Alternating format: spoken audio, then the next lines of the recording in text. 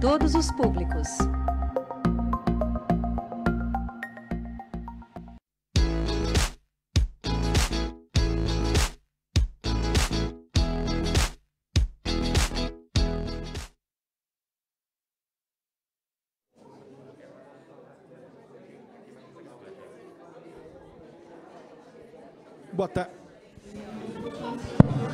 Boa tarde, pessoal.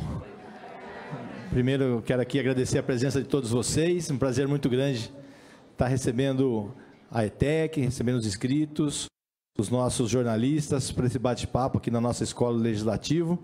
Para quem não me conhece, eu sou o vereador Kawai, segundo secretário da mesa diretora da Casa, coordenador da Escola Legislativa, que tem a vereadora Silvia Morales como diretora.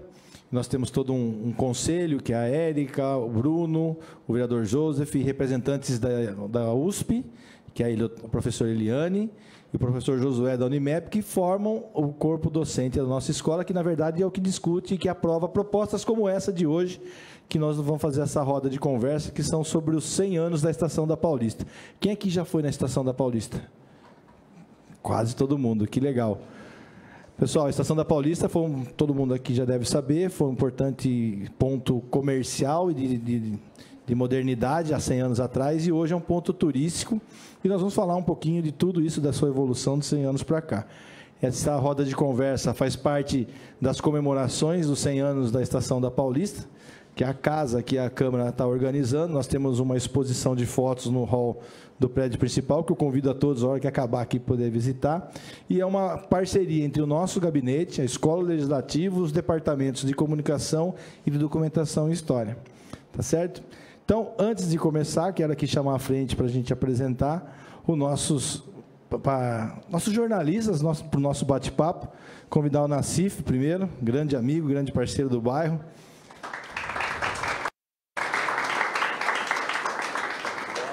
E também convidar o Edilson, um outro grande amigo, do tempo que na idade de vocês, o Edilson já era meu amigo quando eu tinha a idade de vocês.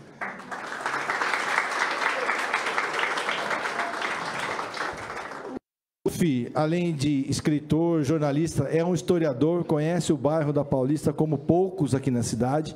O Edilson também é um historiador, é um jornalista, escreveu recentemente, e está à disposição, né, Edilson, um e-book sobre a história da Estação da Paulista.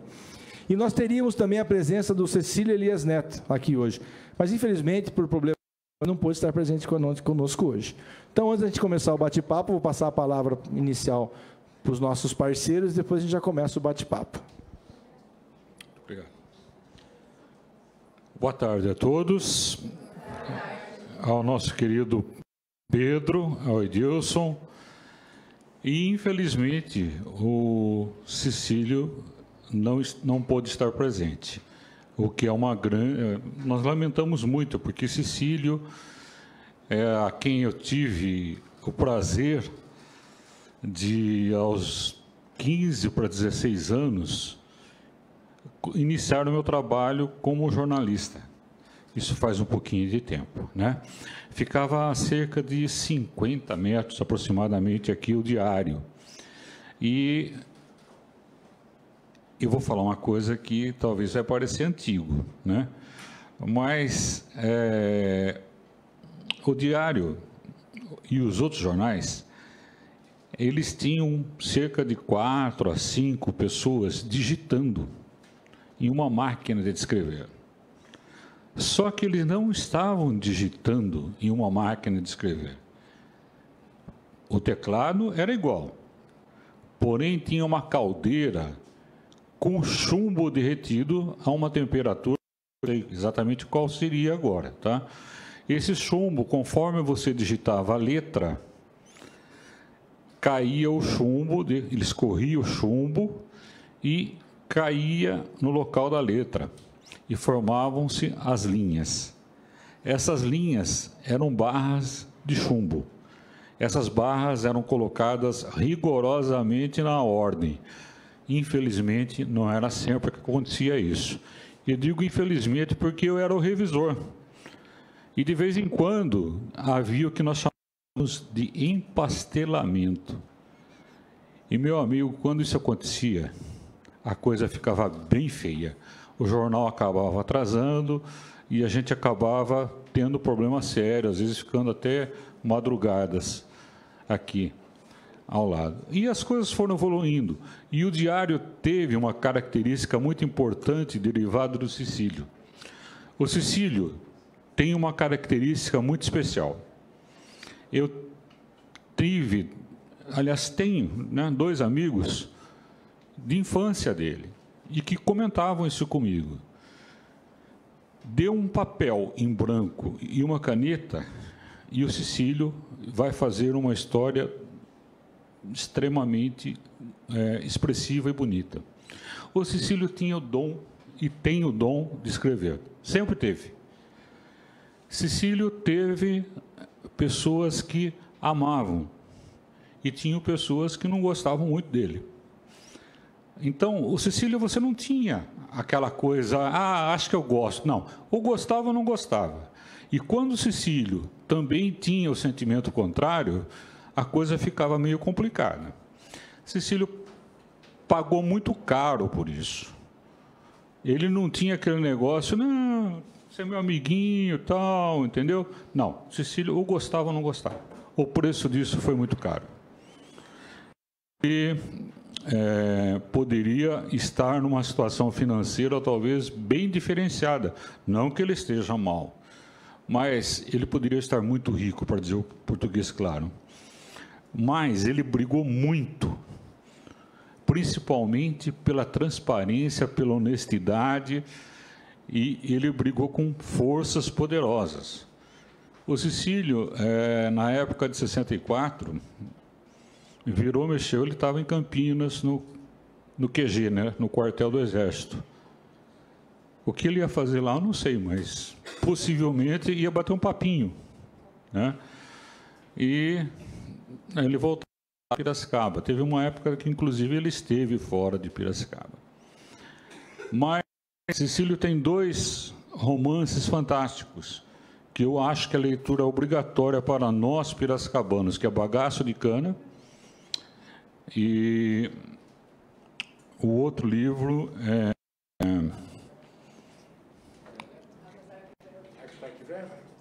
Não, o Arco, Tarco e Verva foi o livro que ele nunca gostaria de ter escrito.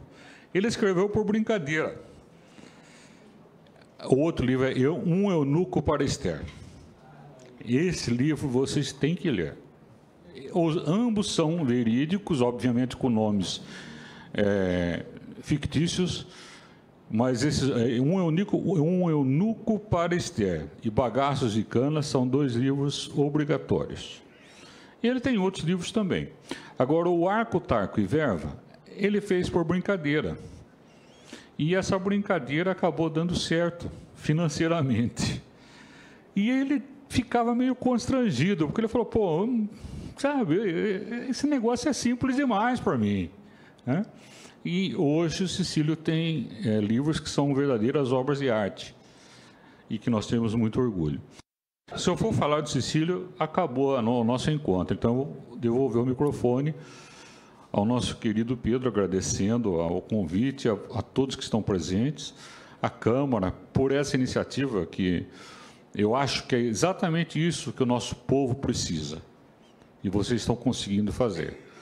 É trazer informações, trazer de pontos diferenciados coisas que possam enriquecer e que nós deixamos de assistir aquilo que nos é imposto por celular, por televisão, enfim, pelos meios de comunicação. O pessoal vai nos convencendo, como recentemente nós tivemos muito sério, que até hoje pairam nuvens negras sobre o assunto, que eu não gostaria de tocar agora, por uma questão até de momento, vamos dizer assim. Se me deixar, eu vou até a tarde falando. Por isso, Pedro, por favor. Obrigado.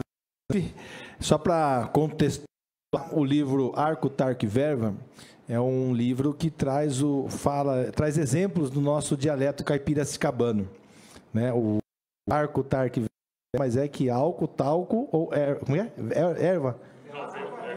Velva, que é onde os barbeiros usavam na época após o trabalho, né? Que queria passar o álcool, o talco ou a Velva. Então, fica aqui, quem quiser, procura, que vai ser muito bacana. Vou citar só um exemplo que deve ser comum aqui para vocês. O filãozinho, que é o nosso famoso pãozinho francês, está lá, entre tantas outras exemplos do nosso Caipiracicabana, nossas pérolas. Agora o Edilson vai falar um pouquinho também, antes de começar o bate-papo. Boa tarde a todos. Eu agradeço inicialmente para a Câmara de Vereadores, à Escola do Legislativo, ao Pedro, como ele disse, amigo de muitas e muitas datas, muito tempo, há mais de 40 anos lá no Jorge Cury. Agradeço a presença de todos vocês. Eu sou jornalista profissional já há 25 anos, trabalhei um pouco já de tudo, já fiz muitas coisas na carreira, mas a gente começa a construir essa história como escritor, né, que a gente imagina ser. A gente está começando a construir e colaborar com a história da cidade. Já fiz a biografia do Monsenhor Jorge, da Vila Resende, do Monsenhor Luiz, que já se foi, na paróquia de São José, e agora o livro do centenário da Estação da Paulista. Então, a gente está aprendendo a construir a história de Piracicaba, a contar a história de Piracicaba e a valorizar o que a nossa querida Noiva da Colina tem de melhor. Eu, perto do senhor Nassif, sou ainda um menino, que ainda aprendendo a construir a história. Perto do Cecílio Elias, então, não sou um bebezinho. Mas a gente está aí com a proposta de aprender, de construir, dar a nossa contribuição. Porque vocês que estão vindo agora, vocês têm que aprender que hoje sou eu, é o Nassif, é o Pedro, mas daqui a pouco são vocês, como vereadores, escritores, jornalistas. Cada um de nós tem que aproveitar o seu momento, a sua história e dar a nossa contribuição. Porque daqui todos nós vamos embora, mas nesse momento, cada um, enquanto a gente está aqui, cada um tem que fazer a sua contribuição. E eu espero que com o livro do Centenário da Estação da Paulista, que é o nosso objetivo hoje, a gente consiga passar um pouco do que aprendeu para vocês. Muito obrigado. Bom, vamos sentar? Puxa uma cadeira aí disso. Um papo aqui. Bom, pessoal, como é uma roda de conversa, fica aberto, tá? A hora que alguém quiser fazer alguma pergunta, fazer alguma alocação, é só levantar a mão e a gente vai tocando o barco aqui. Pois não, Nassif? É bem rápido. Eu discordo do que Dilson disse. Você não é nenhum bebezinho, não. Quem tem 25 anos de jornalismo tem muita estrada já percorrida. Existem facetas, né, que a gente são novas. Outra coisa que... Existe um estudo que a história oral, ela nunca ultrapassa a 4ª geração. Ou seja, depois de 4 gerações, simplesmente some. A pessoa esquece. Então, o pai conta para o filho conta para o neto vai contar para o filho dele, e acabou. Então, é importante que seja escrita, que seja registrada. É só isso, desculpa. Bela colocação. Bom, pessoal, e a ideia é essa, né? Nós trazermos para vocês e para todo mundo que está aqui hoje, está nos assistindo pela TV Câmara, um pouquinho a história, né, a perpetuação da história, porque o que foi feito, como é que foi construído tudo isso, toda árvore tem que ter uma bela raiz, e a raiz da nossa sociedade, com certeza, são as pessoas que passaram por ela e construíram tudo que a gente tem hoje. Bom, eu vou fazer uma primeira pergunta, aí quem quiser, o Edilson ou o Nassif quiser responder. A gente, assim, 1922, 100 anos atrás, como é que era Piracicaba? Alguém aqui imagina como era Piracicaba em 1922? Uma coisa eu tenho certeza que não tinha, que era celular e internet. Isso é fato. Né, Nassif, né, Edilson? Então, como é que era? E por que veio o ramal ferroviário para Piracicaba?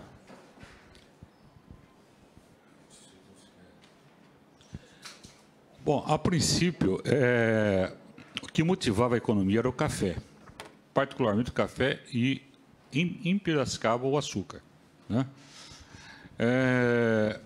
havia uma disputa muito grande entre a região ali de São Carlos e Piracicaba em estender um ramal da Companhia Paulista. Por que isso? Porque o corredor de exportação passava por Santos e os ingleses dominavam espertamente a área que dava lucro, que era entre Jundiaí e o Porto. Então, tudo que descia pelo Porto passava na mão dos ingleses. Então, eles tinham uma tarifa garantida. E tinha o pessoal aqui que queria escoar. Por exemplo, nós chegamos a ter 110 sacas de açúcar estocada na Estação da Paulista. Então, a produção era grande. E os caminhões da época seriam verdadeiras piadas hoje. A carga que levavam. Então, tinha que ter um porte compatível. Os americanos foram um pouco mais espertos do que nós. Eles estenderam. Hoje, aproximadamente, são 2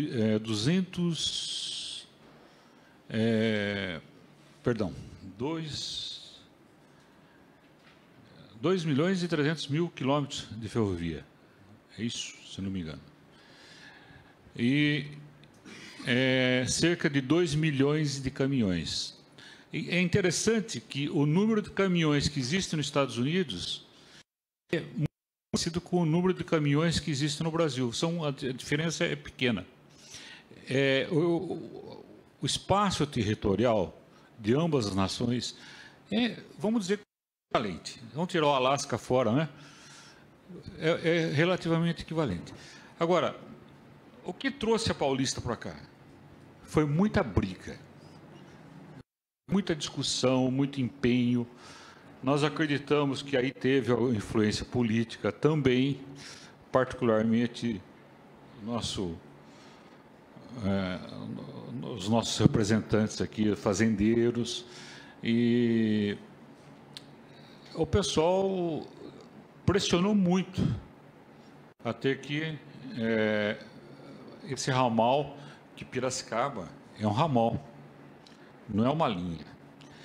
Essa linha deveria se estender até o Bauru, o que não aconteceu. E, jocosamente, não é do tempo de vocês, obviamente, mas é do meu tempo. Quando o sujeito estava revoltado com alguma coisa com relação a Piracicaba, ele falava que essa cidade é um fim de linha. Era uma forma de ele dizer que isso daqui era o fim do mundo, né? Mas ele não falava fim do mundo, ele falava, isso aqui é um fim de linha. E realmente a linha termina aqui, né? A linha da Sorocabana, que vai até São Pedro, né? Que não é muito longe daqui também. Então, eu acredito que aí houve uma imposição política, a própria população foi pressionando. Um outro motivo também que eu acredito que deve ter forçado é o comércio, porque antes o pessoal trazia uma mala na mão de São Paulo para cá para negociar na pequena lojinha, mas essas lojas foram crescendo, precisava transporte. E daqui até Jundiaí era terra. De Jundiaí para adiante era esse piso paralelepípedo. Uma poeira terrível. Os veículos não tinham vidro, eram cortininhas. E o pessoal tinha o hábito de usar ternos brancos. Agora, eles usavam guarda-pó. Agora, você imagine fechar um carro num calor tremendo com guarda-pó e terno. E correr o risco de chegar, inclusive, não muito limpo, né? E sem ar-condicionado, né, Nassif? Oi? O carro sem ar-condicionado. Ar-condicionado é uma coisa assim, top das galáxias, que não existia, né? Eu acho que nem se pensava, né? Talvez nos Estados Unidos existisse, mas aqui era bem complicado. Então, o pessoal do comércio também começou a pressionar. E a Rua Governador, por muitos anos, foi abastecida pela Companhia Paulista. Eu me lembro muito bem que tinha um Ford azul, nunca vou esquecer, da cor do Ford azul, um dos que eu conheci. Diz que tinham 3, eu conheci um, que fazia as entregas e eram pontuais. A Paulista, para você ter uma ideia, não quero muito me alongar demais, mas eu morava a 2 quadras da estação, nós acertávamos o relógio da casa com o apito do trem. Tal a precisão que eles tinham. A Sorocabana, se você acertasse, ia errar em 6 horas no mínimo. Porque havia uma diferença. A Sorocabana, infelizmente, não funcionava a contento. E foi bom você citar a questão da logística, né, do transporte, né, Nassif? Que nós estamos aqui recebendo os alunos da administração. Então, vocês imaginem a logística toda, como deveria acontecer naquela época, né? Carro, provavelmente até a estação, você acha que era carro de boi para chegar à produção, ou até um caminhãozinho, 22, né? A distribuição para ir para os comércios, então, carroças, né? Então, vocês aí que estão estudando administração, a questão da logística, os horários, produção, enfim, imagine a dificuldade que era naquela época. Não é não, Edilson? Só para voltar um pouquinho só no tempo, como o Nassif falou, e responder a você por que a Estação da Paulista veio para cá. No finalzinho do século XIX, a gente só tem que deixar registrado que Piracicaba já conhecia o trem, quando o trem da Ituana por aqui chegou no dia 20 de fevereiro de 1877. E a Ituana ficou por aqui, reinou soberana, né, até o momento que ela começou a desagradar essa sociedade que o Nassif disse, porque ela atrasava demais, realmente não tinha pontualidade nenhuma, as cargas, inclusive as bagagens, se perdiam, também eram extraviadas. E aí o vereador da casa, o Dr. Paulo de Moraes Barros, né, começou a se incomodar. Foi uma das vozes políticas também que o Nassif falou, que começou a estar contra a Ituana. E começou-se esse movimento para tirar a Ituana. Mas, na verdade, eles não queriam, não se preocuparam tanto em tirar a Ituana, mas eles se preocuparam em trazer a Companhia Paulista de Estradas de Ferro, que, na época, era uma empresa muito respeitada, não apenas no meio empresarial, mas como no meio político, porque ela era uma empresa muito séria, ela investia nos trabalhadores, ela investia nos seus trens, ela fazia grandes investimentos no aumento das suas linhas, né? Isso em termos de quilometragem, então ela era muito bem vista. Então, quando a gente começou a ter todas essas problemáticas com desvio de carga, desvio de mala, o poder público, na época, que era representado pelos vereadores, não tinha ainda uma prefeitura, foram eles que foram para São Paulo e falaram: venham para cá, porque a gente precisa de vocês urgentemente. Então, é um pouco isso o início da nossa coisa do meu lado. Que legal, né? E assim, né? Você percebe que era um conjunto de fatores, né? Começa a ter a preocupação da logística, a preocupação política de trazer uma nova opção de transporte. E o que eu acho interessante, até hoje a linha da Sorocabana, ou da Ituana, ainda as pessoas ainda não, a maioria acho que nem imagina onde que é, né? Que é o prédio ali na frente do terminal, que era a estação principal, né? Sabe aquele prédio branco, pessoal, que tem em frente ao terminal? Ali era a estação da Sorocabana, era a primeira. Inclusive, quero contar uma passagem da Sorocabana, da estação, com a colônia japonesa. Os japoneses chegaram aqui no dia 7 de setembro. E chegando aqui em 1918. Chegaram em Piracicaba, estava descendo do trem, uma festa, bandeiras e coisa e tal, e os japoneses acharam que a festa era para eles, sendo que, na verdade, era uma comemoração do 7 de setembro. Então, são algumas das histórias. E eu fui diretor da Estação da Paulista por por 6 anos depois do restauro. E era comum, gente, as pessoas ficarem sentadas, encontrar várias vezes, Nassif e Edilson, as pessoas sentando e olhando no horizonte, olhando ou sentido Dr. Paulo, ou sentido Benjamin Constant, ou sentido Rua do Rosário, e olhando para o vazio, olhando para o horizonte. Algumas até chegavam a chorar. E aí, por algumas vezes, eu perguntei para essas pessoas o que estava acontecendo, né? Se estava com algum problema, se estava precisando de alguma ajuda. E elas falavam que não, que aquele choro era de lembrança, que ou o grande amor da vida foi embora e nunca mais voltou, ou algum familiar foi viajar e aconteceu alguma coisa e não voltou. Então, a Paulista, não só a Paulista, mas a Sorocabana, a gente está falando da Paulista por conta do seu espaço existente hoje, é um centro de histórias e de emoções.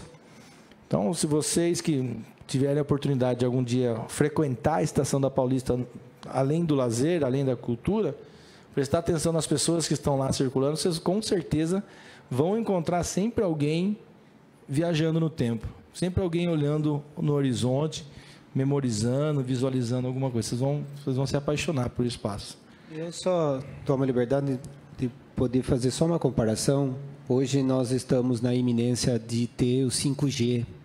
Para vocês jovens, né? O celular, as redes são muito comuns. Então, nós estamos todos, né, no meio empresarial, os estudantes, está todo mundo esperando chegar ao 5G. Agora, você imagina isso há 100 anos, que não existia nada, mal existia o transporte, como o Nassif falou, eram caminhões que hoje nem se compara ao que a gente tem hoje, a tecnologia, direção hidráulica, e naquele tempo tudo era pelo trem. No livro eu conto em alguns momentos como eram fantástico as festas que se faziam com a chegada dos trens, não aqui em Piracicaba, mas em qualquer município. Quando se tinha uma estação ferroviária, era motivo de orgulho, era motivo de festa, vários e vários dias de festa. Por quê? Porque você tinha a evolução chegando à porta da sua casa, chegando à porta do seu município. E a partir daí, chegavam-se as mercadorias, os turistas e tudo o que movimentava as cidades na época. Então, você imagina que legal, como o Pedro falou. Então, naquele tempo, as pessoas sentavam para ficar esperando seus entes que voltariam ou nunca mais voltariam, como foi o caso de quando nós fomos, os 200 voluntários de Piracicaba que foram para a Revolução Constitucionalista. Eles saíram pela linha da Estação da Paulista. Então, quantos parentes que ficaram, depois de muito tempo, lá esperando os seus parentes voltar, e eles nem sempre voltam. E hoje, por que eu fiz a comparação? Porque hoje nós temos um parente lá na Austrália, e hoje a gente conversa com eles pelo celular da mesma forma. Tá bom?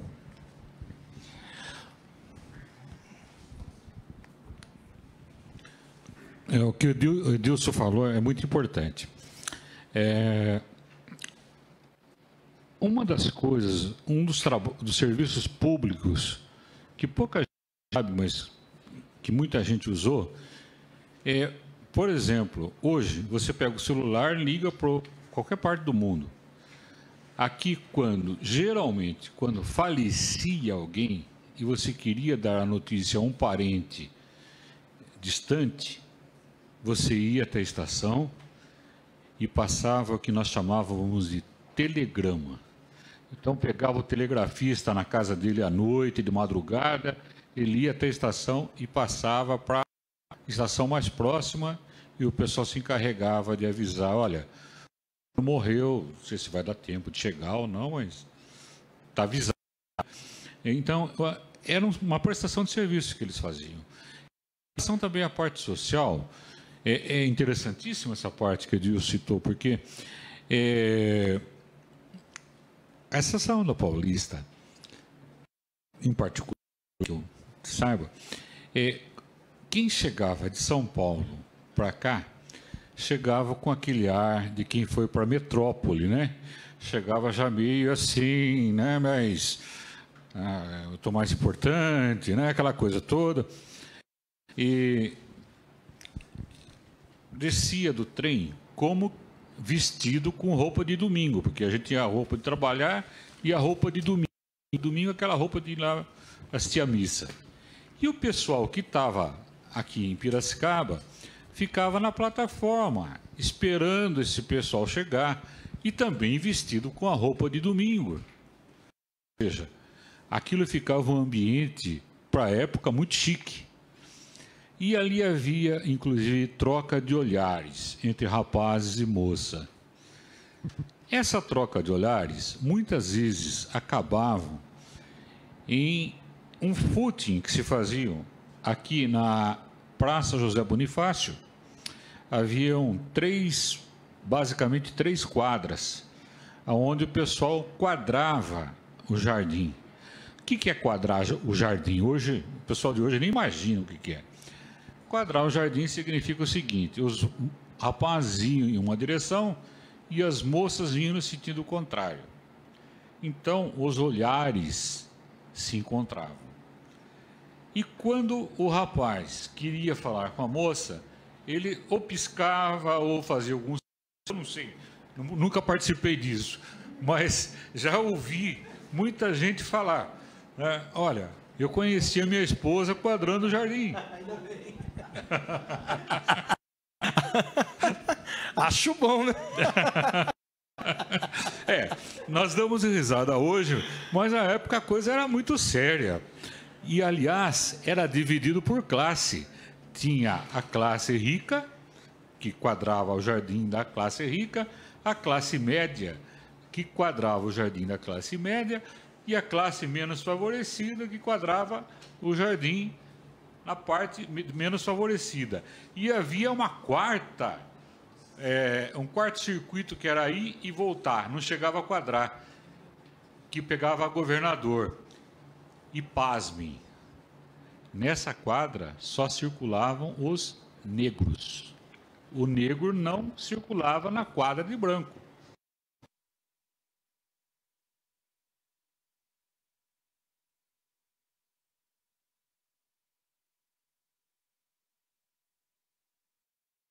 Com certeza, né, Nassif? Acho que a gente tem vários exemplos aí de como a história foi trazendo conhecimento, como mudaram as coisas, né? A gente, no bate-papo começo, a gente começa a perceber como que era a balada de antigamente, né? As baladas de antigamente eram na estação.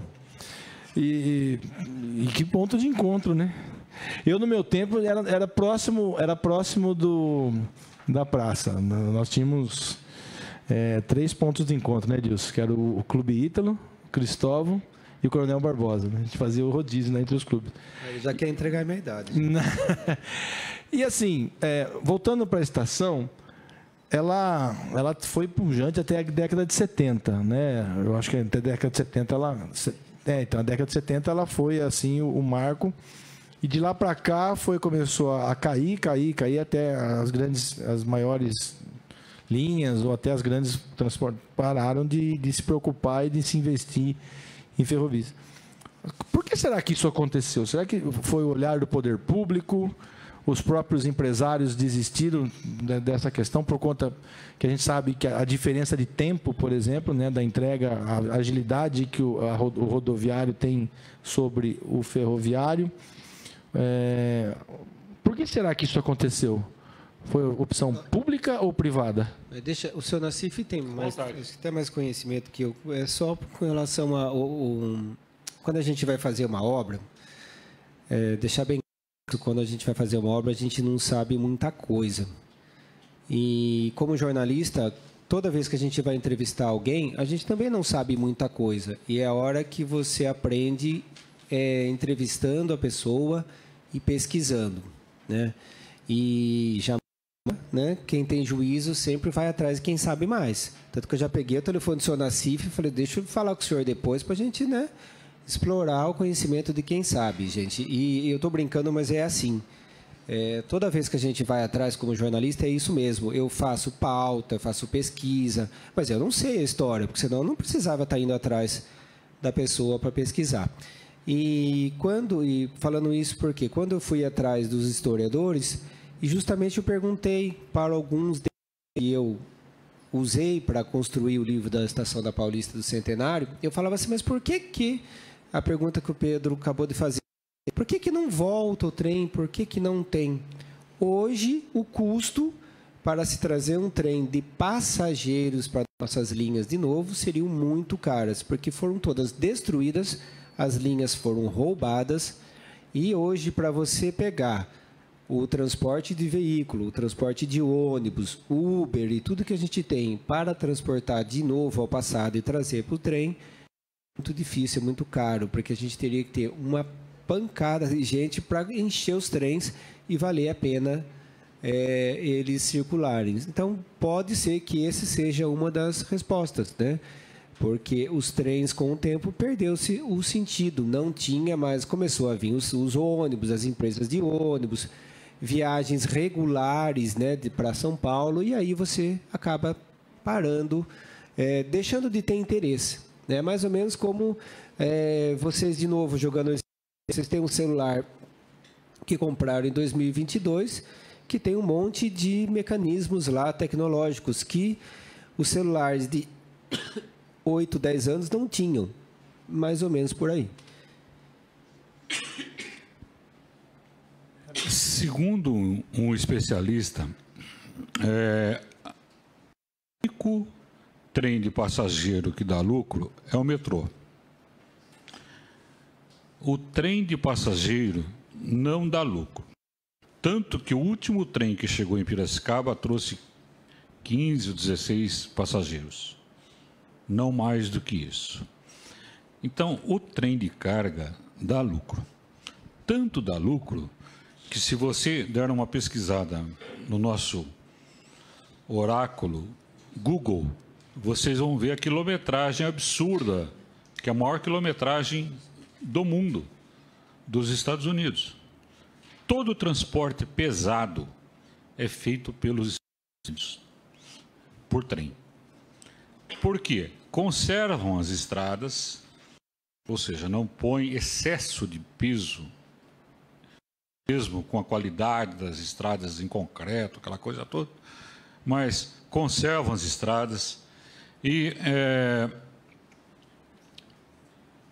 você percebe que o trem de carga leva o double deck, né, que eles estão colocando agora, são 2 containers. Então, você tem... É uma loucura o que eles conseguem levar. É um negócio impressionante. O custo é baixo. E mesmo material pesado, que nem hoje a Klabin está colocando uma unidade no Mato Grosso. Essa unidade ela vai transportar bobinas de papel que tem um peso fantástico.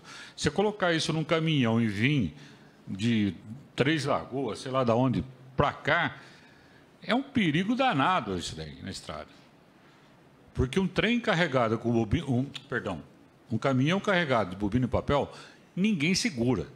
É um peso fantástico. Aço, mesma coisa. Ou seja, transporte pesado tem que ser por trem ou via cabotagem, que é uma outra forma também.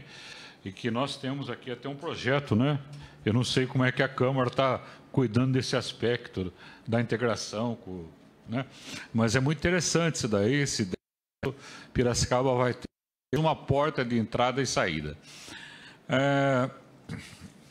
Então, eu digo que, na verdade, o motivo foi a questão do passageiro não dar lucro, das empresas rodoviárias perceberem que tinham...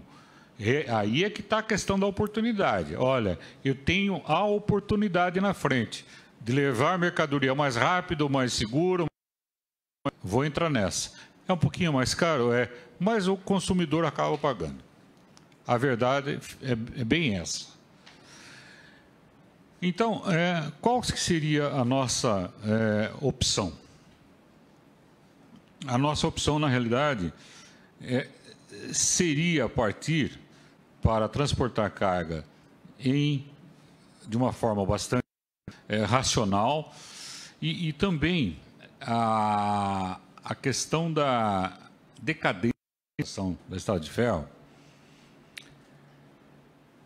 Eu vou dizer um negócio que eu não tenho dados científicos, não tenho dados que eu possa comprovar mesmo, porque quem os tinha deu um jeito de exterminar, né? Mas entra aí também aquela famosa questão política. Muitas vezes, muitas pessoas foram indicadas para ocupar altos cargos sem um dia ter entrado em um trem. Ou seja, pessoa totalmente verde. Ele entrava porque tinha apoiado fulano. É nessa hora que nós temos que buscar pessoas competentes, pessoas que conhecem, pessoas que sabem o que estão fazendo, pessoas que sobem no telhado para desentupir porque está entrando água dentro da estação. Enfim, pessoas que têm amor àquilo que estão fazendo. Nós temos que buscar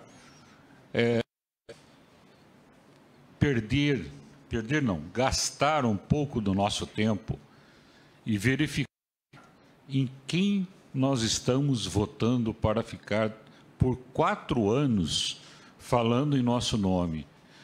Vocês são jovens, passem a fazer isso, perca um pouquinho de tempo e procure saber o que essa pessoa tem feito. Se ela só vem, senta, fica no gabinete sentado lá e vai embora, toma um cafezinho, 10 cafezinhos, vai embora, põe o assessor para fazer alguma coisa, sabe? Isso tem que ser racionalizado. Essa é uma lição que a Paulista nos deixa. Eu só gostaria de complementar a sua informação do senhor Nassif. No dia 15 de fevereiro de 77, quando foi o último trem chegou de São Paulo, imagina-se que nas pesquisas de 14 a 15 pessoas apenas desceram do trem naquele dia.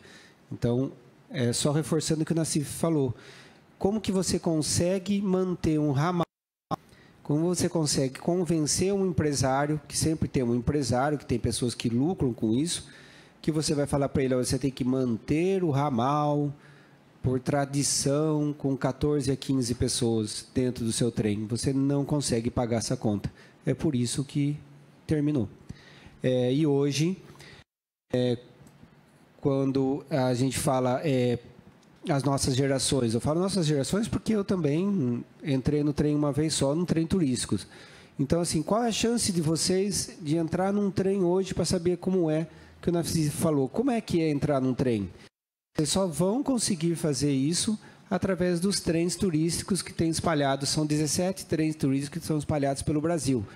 Tem em Minas Gerais, tem no Paraná, tem aqui perto da gente, que é Campinas, Jaguariúna.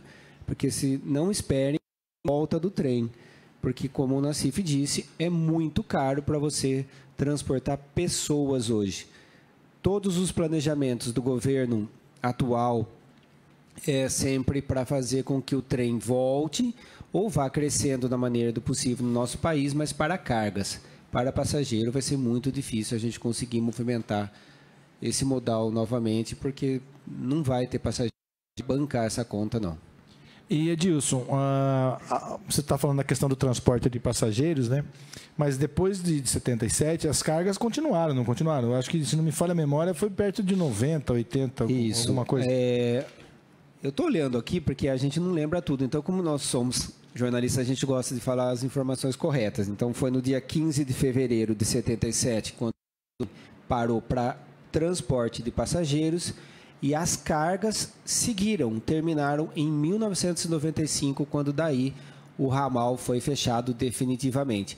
E só para complementar, me perdoem, quando o senhor Nassif fala que nós éramos um ramal e não uma linha completa, aprendendo também, conforme fui construindo o livro, que tem dois para se falar. É a linha tronco, quando é uma linha gigantesca em que o trem viajava, e tinha os ramais, que o ramal o que é? É um puxadinho que você faz na linha, você abre uma linha e faz as puxadinhas. Ramal. Então, tinha a linha tronco e o ramal. Então, Piracicaba tinha o ramal Piracicaba. Também que a linha tronco passava em Nova Odessa.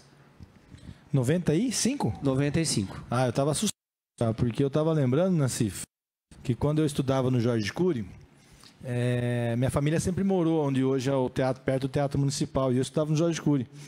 E eu, para ir embora do Jorge Cury, Edilson, quanta carona eu peguei no trem, que era carga, e eles transportavam enxofre naquela época. Era um cheiro danado, gente. Quem mora aqui, alguém mora na Paulista? Que lugar da Paulista você mora? Na Rua da Glória? Então, tá pertinho da estação ali. E o cheiro, quando descarregava o enxofre, era terrível. Quem morava na Praça Tacá, que morava lá para baixo, até no pedaço de Araguá, sentia aquele cheiro forte. O enxofre era umas pedras amarelas, um cheiro muito forte. E mesmo assim, a molecada do Jorge Cury pegava a rabeta de gente, chamava rabeta. Pegava a rabeta de trem e descia até onde hoje é o Varejão. E para pular esse trem, gente. Eu não sei como que eu estou vivo até hoje, mas eu estava lá. Mas, enfim, Nassif, como é que você vê a estação com a força que ela teve como transporte, como fonte econômica, né, como opção logística, e hoje mudou totalmente, né? Ela ficou de 95 até 2005, praticamente 20 anos, ela sem ter uso, e agora hoje ela se transformou num grande espaço cultural, de lazer, né? E como é que você percebe a importância da estação nessa transformação para a nossa cidade? E a mesma pergunta para o Edilson depois. Bom, a princípio, a estação foi a porta de entrada e saída, tanto de pessoas como de produtos. Era o sonho de todos nós piracabanos. Então, para nós, foi como se o mundo abrisse uma porta. Nós passamos a nos sentirmos integrantes de um mundo que nós só ouvíamos falar. Então, a estação teve um significado muito importante na época. Em paralelo, nós tivemos a inauguração do trem da Paulista, do bonde da Paulista, que muitos aqui talvez conheçam da Exalc, lá que tem exposto o bondezinho lá da Paulista, mas que para nós foi muito importante, foi muito, muito interessante. Aqui tem uma passagem que é um pouco cômica, que eu, ainda garoto, fui ao cinema com meu irmão, nós viemos aqui no antigo Cine Politeama, ver um tipo de filme que eu não me lembro na época, geralmente era Bang Bang, né? E na saída, eu tive a honra e o prazer de ir até a Estação da Paulista no estribo. Sabe o que é estribo? O estribo era uma tábua que ia de fora a fora do bonde, aonde você ficava em pé, e quem ficava homem, quem ia sentado geralmente eram as moças, e quem tivesse sentado, um rapaz que estivesse sentado, ele saía e dava lugar à moça, né? E os cobradores passavam por trás da gente com as notas, cédulas entre os dedos. É muito interessante que vocês pesquisem isso, é bastante curioso isso. Mas, voltando à sua pergunta, Pedro, qual é a importância? A importância foi muito grande. Piracicaba teve uma fase antes e depois do trem. O dia que nós encontramos a porta da Estação Paulista fechada foi um dia muito doído para todos nós. Aquilo pegou todo mundo de surpresa, uma boa parte da população de surpresa, embora a gente desconfiasse que alguma coisa ia acontecer, mas não que naquele dia. Isso nos deixou assim bastante abatidos, bastante tristes, porque nós estávamos voltando, né? Fazendo o caminho de volta. Então Piracicaba estava morrendo, era isso que estava acontecendo? Sabe, é uma coisa que nos deixou assim uma interrogação muito grande. E por um bom período, se não me engano, acho que foi 20 anos que ficou abandonado, Olha, esses 20 anos, eu inclusive tive algumas vezes lá, fotografei os trilhos, fotografei vagão com enxofre, que era um cheiro realmente bastante acentuado. E a gente ficava pensando, o que será disso daqui? Né? Chegou a um ponto que você cruzar a Paulista, o pessoal começou a cruzar, como se diz aqui, cortar caminho, né? Passar pelo meio da estação. Então, cortava o caminho para chegar no Dr. Paulo. E começou a ficar perigoso, porque uma série de desocupados começaram a tomar conta daquilo. E isso foi gerando, propiciando, com que elementos não muito bem intencionados também começassem a frequentar. E nós estávamos vendo que aquilo a gente ia perder a mão. E graças à atuação do poder público, e aqui não por estar na presença dele, mas eu faço questão de citar, nós tivemos a atuação da pessoa certa, na hora certa e no lugar certo. Eu tive a oportunidade, por muitas vezes, de ver o Pedro fora do horário de serviço. Não sei qual é a relação que ele tinha com a esposa, mas ele tinha uma relação assim muito combinadinha, muito certinha, porque eu não sei se o Pedro não dormiu naquela estação. Eu até desconfio. Dormiu? Então acertei. Chutei e acertei.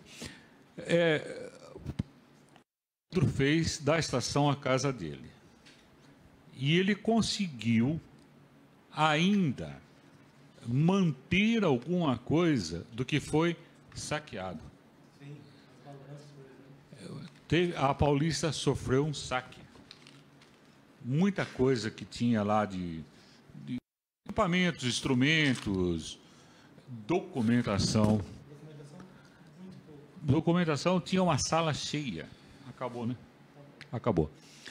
Então, o que nós percebemos é o seguinte, só que, graças a esse esforço dele e da equipe dele, a estação voltou a florescer, a tomar vida. E nós tivemos lá espetáculos assim esplendorosos, como os 100 anos da comemoração da imigração japonesa, né?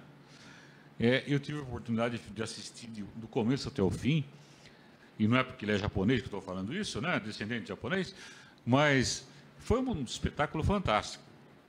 E sempre temos lá 3 pavilhões que motivam o cidadão que mora na Paulista a participar das atividades. E nós, o fato de nós estarmos aqui discutindo, conversando, falando, rememorando a Paulista, né? Nos traz muita saudade e também boas lembranças e muita fé que nós podemos mudar as coisas, sabe? Nós aprendemos isso. A Paulista estava caída, dava medo de entrar lá. Eu cheguei a colocar maquetes de trem lá, vivenciei lá com outros amigos, a gente percebia o que estava acontecendo. A Paulista estava acabada e hoje é um jardim. Você pode ir qualquer hora lá que você tem segurança, você tem uma série de coisas. Então, o que eu vejo é que foi plantada ali nasceu uma esperança de mudança. Assim como nós mudamos a Paulista, nós podemos mudar bairros, podemos mudar uma série de coisas, basta de uma coisa, basta vontade, determinação. E olha, gente, cada cabeça que tem aqui é um cérebro, e esse cérebro tem um potencial fantástico. É só uma questão de motivação, sabe? pensem um pouquinho o que vocês podem mudar sem que mexa com alguém. Porque eu tenho certeza que, na época, o Pedro conseguiu, sem violência, sem truculência, né? Com muito jeito, calmo, ele conseguiu retirar as pessoas que estavam incomodando lá. É isso que nós temos que fazer. Fazer as coisas com resiliência, com paciência, mas com determinação. Com muita determinação. Sabe, as pessoas acabam aceitando. Esse é um exemplo que o Pedro nos deixa. Obrigado. Na verdade, né, só contextualizando, a Estação da Paulista fazia 20 anos que estava parada, o Nassif lembrou bem, era um ponto de prostituição, de drogas, e nós tivemos uma mobilização junto à sociedade lá, à comunidade da Paulista, e cobramos do poder público o seu restauro. E foi aí que veio todo o restauro e se transformou hoje naquele espaço maravilhoso que a gente tem. Edilson, fiquei sabendo que você caminha pelas escolas levando uma palestra, levando um bate-papo sobre a estação, sobre o seu livro, e que você tem um material aí para a gente assistir, é verdade? Eu até convido o pessoal da ETEC para chamar a gente depois, né? Porque quando lá no colégio, ainda no Jorge Cury, onde eu passei minha vida estudantil inteira, eu não me recordo agora o nome do professor, mas ele falou uma coisa que eu jamais esqueci. Quando você for fazer alguma coisa na sua vida, tente fazer algo que seja interessante às pessoas. Eu lembro que até na época ele citou, se você vai fazer um livro, faça um livro que as pessoas vão ler, porque senão é muito fácil. Daqui, quando eu tiver 70 anos, né, se Papai do Céu assim permitir, 70, 80 anos, sabe lá quanto, eu olhar para trás e falar assim, nossa, eu fiz 20 livros. E daí, se nenhum deles serviu para nada? Então, se a gente conseguir fazer a nossa contribuição, isso vai ser bem legal. Então, e aí, quando a gente busca fazer alguma coisa, a gente busca, então, levar a informação. Aí eu pensei comigo, tá, eu vou fazer o livro, já que eu tive a felicidade de fazer o livro sobre o centenário da Estação da Paulista, que é um ponto de muita importância na nossa cidade, cultural, histórico. Por que eu não posso levar isso um pouco adiante? Eu falei assim, porque o livro vai ficar, né? De repente as pessoas não têm oportunidade, até porque a lei Aldir Blanc, que foi a lei federal que permitiu que eu fizesse o livro, no meu caso ela falou assim, ó, Edilson Rodrigues de Moraes, faça um livro digital, tá bom? Aí você vai fazer o livro digital, você vai cumprir a sua lei e tá tudo bem, a gente paga você e só isso. Só que o Nassif sabe, né? E muita gente gosta de pegar as coisas na mão para ler, para ter o material, o papel, para o digital às vezes se perde. Então eu falei, vou levar esse negócio para as escolas. Então eu já tive o prazer de fazer essa apresentação no Jorge Cury, no Olívia Bianco, na ETEC da Paulista, onde a gente consegue levar justamente para a geração de vocês, a geração um pouco depois, um pouco antes, né, independente da idade, acima de tudo, não ficar só falando, é a estação da Paulista, é a coisa mais importante do mundo, não é isso. A ideia é levar a vocês a oportunidade de falar assim, temos na nossa cidade um monumento histórico que chama Estação da Paulista, que merece ser lembrado, que merece ser comemorado e que merece ser preservado e conservado, assim como tantas outras estações da Paulista que existem pelo mundo afora, né, do nosso país, que precisa ser conservado. A história da pamonha, a história do automóvel, a história do Rio da Rua do Porto, seja lá o que for. E que, de repente, não é o Nassif que vai construir essa história, não sou eu, mas vão ser algum de vocês aí que vão ser escritores no futuro que vão falar da importância desses patrimônios históricos que vão precisar e vão merecer serem registrados. Então, quando a escola, na verdade, é mostrar o nosso trabalho, lógico, mas, acima de tudo, é plantar a sementinha de mostrar para vocês. Preservem a história, respeitem a história, conservem a história e, por que não, peguem esse desafio para vocês, para que no futuro vocês também cumpram a história na nossa cidade. E é bacana, né, Edilson e Nassif, quando a gente olha para trás, e quando a gente fala de estação, fala de história, é mais ou menos isso que o Edilson está falando. Quem mora na Paulista, quem foi criado na Paulista, tem alguma coisa em comum com a estação. Quem trabalhou na agricultura, tem a família que trabalhou na agricultura, tem alguma coisa com a estação da Paulista. E me corrijam se eu estiver errado, acho que Piracicaba é uma das poucas cidades no estado de São Paulo que tem duas paradas, né? Nós temos a Tupi, que também completou 100 anos, e nós temos a estação da Paulista.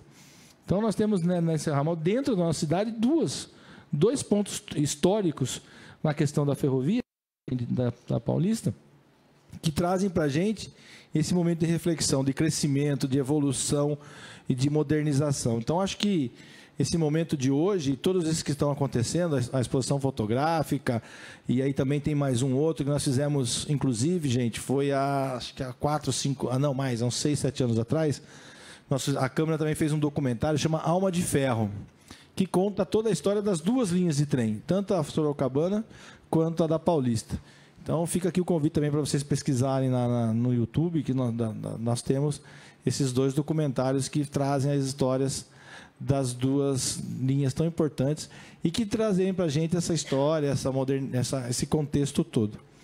Então, já são 3h30, faz 1 hora que a gente está falando aqui.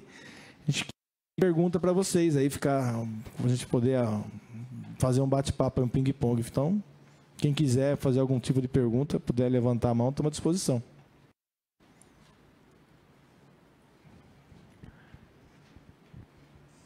Pode ser pergunta de antigamente e de atual, pode ser, viu, gente? Não precisa ser só de antigamente, não. Só não pergunto da Anitta, né? Pergunta o quê? Da Anitta, não, né? Não, da Anitta não. Da Anitta não vou saber responder. É só enquanto ninguém faz pergunta, só complementar o que o Pedro falou. É tão importante que Piracicaba tenha conseguido levantar a Estação da Paulista hoje como um centro cultural, porque pesquisando também o que a gente chegou à conclusão, que é muito mais fácil você destruir um prédio velho do que você mantê-lo. Aqui na região, além de Piracicaba, da Estação da Paulista, completando, tem a cidade de Santa Bárbara, através de um trabalho maravilhoso que a indústria Home fez, que também transformou a estação deles de lá de Santa Bárbara num centro cultural. Da mesma forma que nós, eles passam filmes, peças, teatro, dança. E do resto é muito mais fácil. Você pega, destrói, bota uma estrada em cima ou simplesmente destrói mesmo, não precisa manter aquilo lá. Isso mostra o que é o respeito pela história, gente. É só isso que a gente fala, é respeito pela história. Então, se a gente for destruindo tudo que é velho, a gente está danado. Que história que nosso povo vai ter? Só lembrando uma coisa muito importante. Todo povo que não tem memória, que não tem história, não tem futuro. Eu vou repetir. Quem não tem memória, não tem futuro. Porque nós aprendemos com o que aconteceu no passado. Os alemães podem dizer muito bem a respeito de uma guerra. O que custa uma guerra para um povo? Só um exemplo, né? Então, essa frase eu gostaria que vocês gravassem bastante. Respeitem, estudem a história para que vocês tenham um futuro.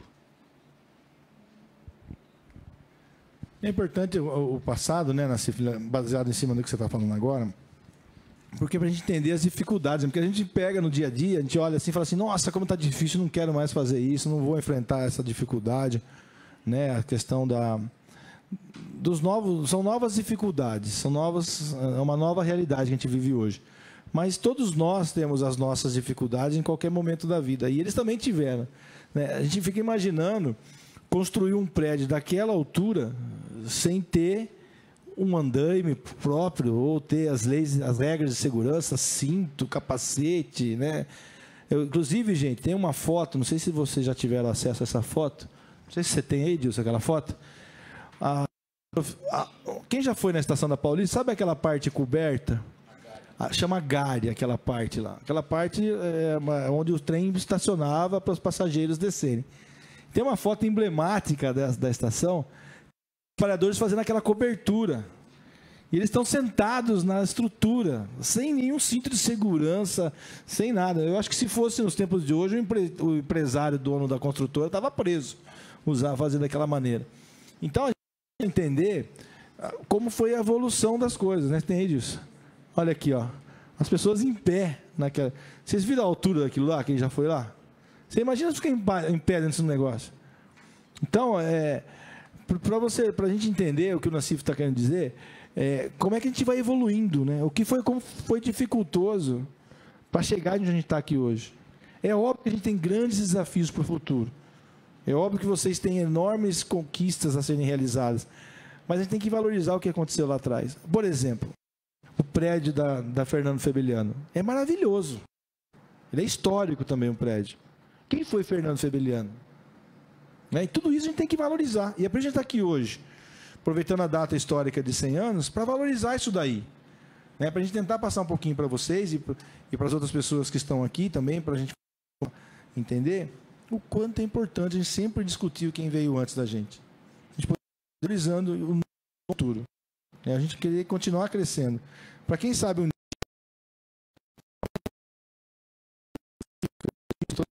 aquele cara foi bacana, aquele cara contribuiu para alguma coisa para a sociedade. Porque a gente precisa. Da mesmo espírito das pessoas que vieram lá atrás, há 100 anos atrás, e trouxeram uma estação de trem para a cidade, porque sabiam da importância da logística, para o escoamento da produção, da distribuição para a venda, que sabiam da importância da modernização, da valorização do município. Da mesma maneira que em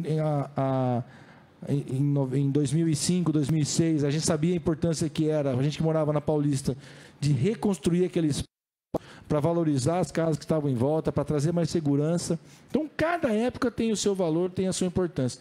E é para a gente estar aqui.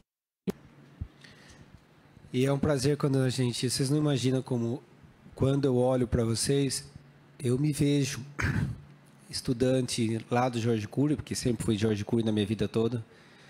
E quando eu me coloco no lugar de vocês, eu falava, nossa, naquela época eu jamais me colocaria onde eu estou hoje.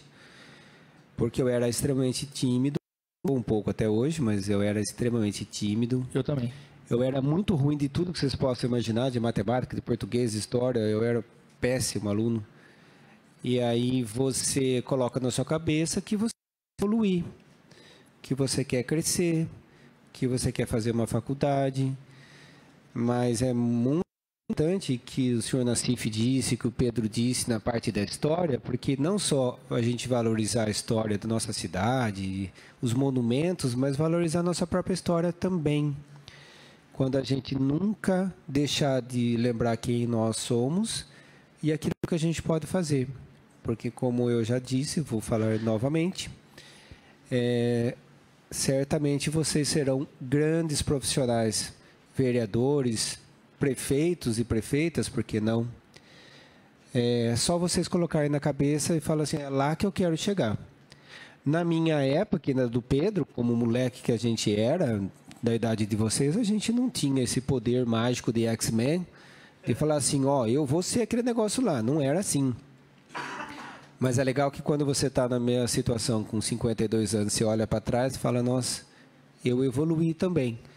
E valorizo a minha história.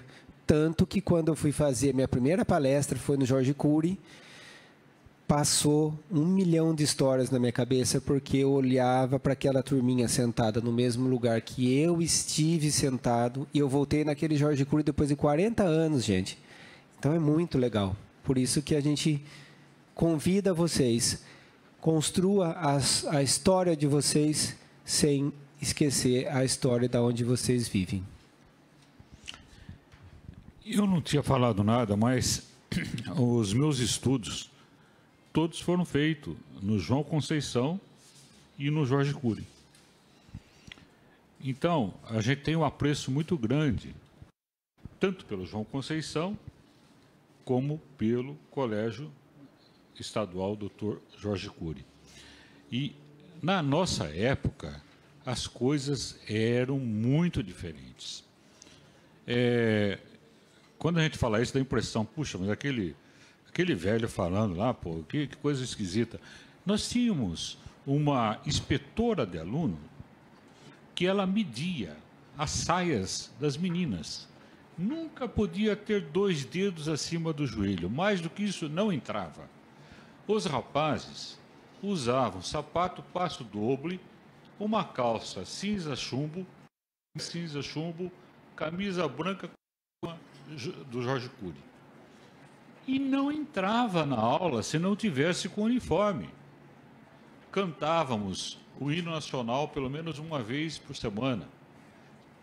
E nós tínhamos, toda vez que entrava um professor na classe, nós nos levantávamos. Aí ele falava, pode sentar. Nós sentávamos. Nós jamais falávamos, professor. Não, nós erguíamos a mão. Pois não. Falávamos e o que ele dizia era a lei. Então, era um sistema bastante difícil. Mas nunca teve um pai ou uma mãe que foi reclamar que o professor castigou, que o professor foi ruim, ou que o professor maltratou. Não havia o que hoje o pessoal chama de bullying, né?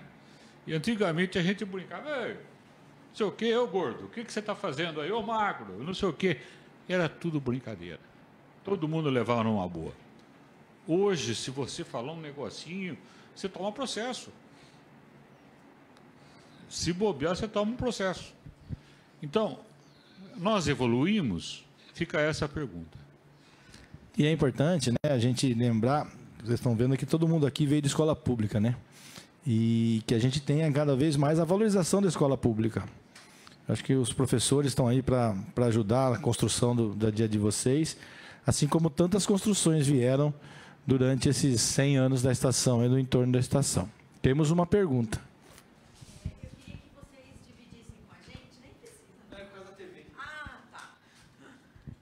Que vocês compartilhassem com a gente alguma história que vocês tenham com a estação, alguma memória afetiva que tenha marcado tanto que hoje vocês tenham história, pesquisa em cima, se tem algo que mexa realmente com vocês referente à estação.